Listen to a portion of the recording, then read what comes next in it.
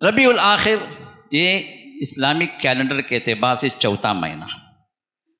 تیسرا مہینہ جو گزرا ربیع الاول، جو ہمارے پاس میلاد کا مہینہ لوگ سمجھتے ہیں، اور اس کی حقیقت بیان کر دی گئی ہمارے خطبوں کے اندر بھی، ہمارے درسوں کے اندر بھی، جس میں بہت سارے مسلمان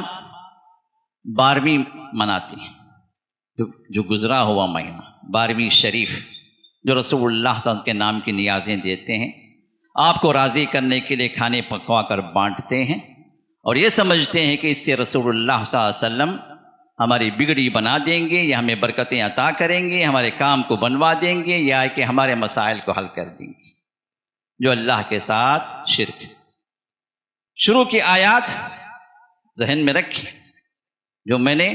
خطبے کے شروع میں نے پڑھی ہے اللہ کی صفات کے اعتبار سے، اور وہی عقیدہ تقریباً ہمارے مسلمانوں کا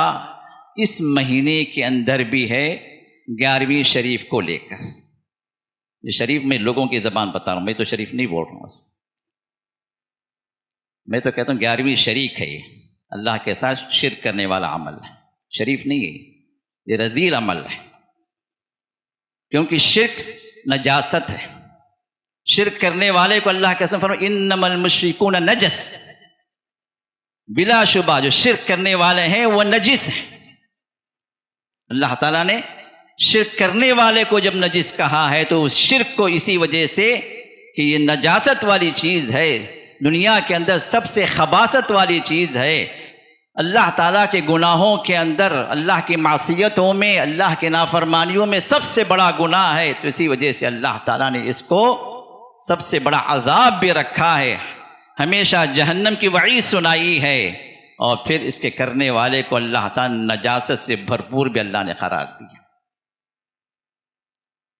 اب یہ عقیدہ جو 11ویں شریف کا ہے، وہ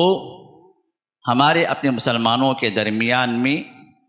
شیخ عبد القادر جیلانی رحمۃ اللہ علیہ ان سے منسوب ہے۔ اب یہ کون تھے؟ پہلے ہم ذرا ان ایک مختصر سا تعارف ہم جان لیں۔ شیخ عبد القادر جیلانی رحمۃ اللہ علیہ یہ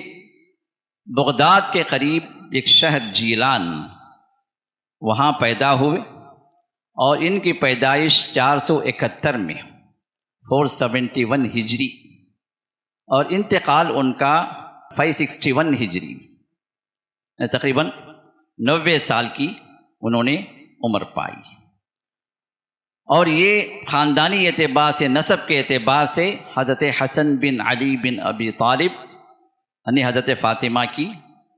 اولاد میں شامل ہیں، ان کے نسب کے اعتبار سے۔ یہ بڑے اللہ والے بزرگ تھے، اللہ سے ڈرنے والے،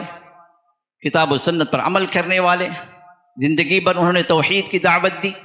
زندگی بھر انہوں نے لوگوں کو شرک سے بچانے کا انہوں نے منہج اختیار کیا، ان کی تعلیمات توحید سے بھرپور ہیں، اور انہوں نے لوگوں کو جو کچھ سکھایا وہ شرک اور بدعات سے انہیں بچانے کے لیے ان کا جو ہے پورا ہمیشہ کام رہا۔